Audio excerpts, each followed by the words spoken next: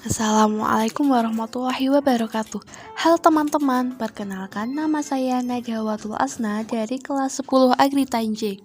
Pada kesempatan kali ini saya akan menjelaskan mengenai bab tanam paksa. Materi yang akan dipelajari ialah pengertian tanam paksa, latar belakang tanam paksa, tokoh pencetus dan penentang tanam paksa, dampak positif dan negatif tanam paksa, serta peraturan tanam paksa. Pengertian tanam paksa. Tanam paksa adalah suatu sistem yang mengharuskan rakyat melakukan proyek penanaman tanaman ekspor di bawah paksaan pemerintah kolonial sejak tahun 1830.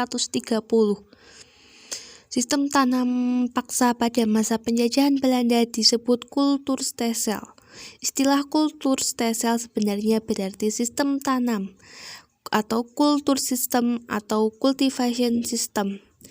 Kulturstelsel sebenarnya berarti kewajiban rakyat Jawa untuk menanam tanaman ekspor yang laku dijual di Eropa. Rakyat pribumi menerjemahkan kulturstelsel dengan sebutan tanam paksa karena pelaksanaannya dilaksanakan dengan pemaksaan.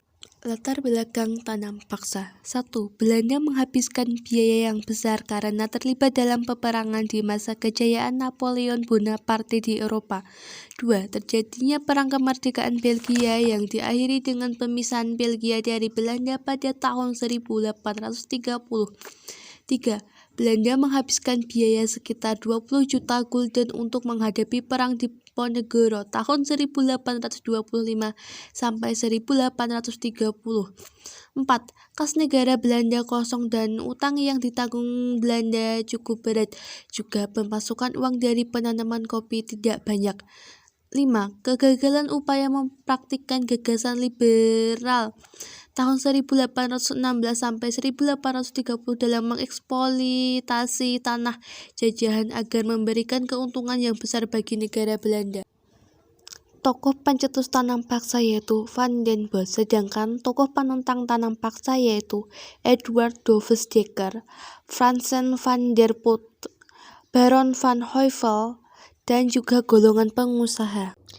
Dampak positif tanam paksa. Yang pertama, dilakukannya politik balas budi akibat reaksi sistem tanam paksa yang menghasilkan kalangan terdidik dari rakyat Indonesia. 2. Rakyat Indonesia mengenal berbagai jenis tanaman ekspor. 3. Rakyat Indonesia mengenal teknik pertanian baru. Dampak negatif tanam paksa. Yang pertama, rakyat Indonesia mengalami penderitaan yang cukup panjang. Kedua, sawah dan ladang milik rakyat menjadi terbengkalai dan tidak menghasilkan panen yang bagus. Yang ketiga, rakyat yang mempunyai tanah dirugikan karena harus memberi sebagian tanahnya karena mereka tidak mampu membayar pajak. Peraturan tanam paksa.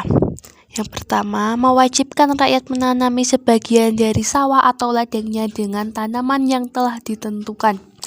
Kedua, hasil dari tanam paksa itu diserahkan kepada pemerintah.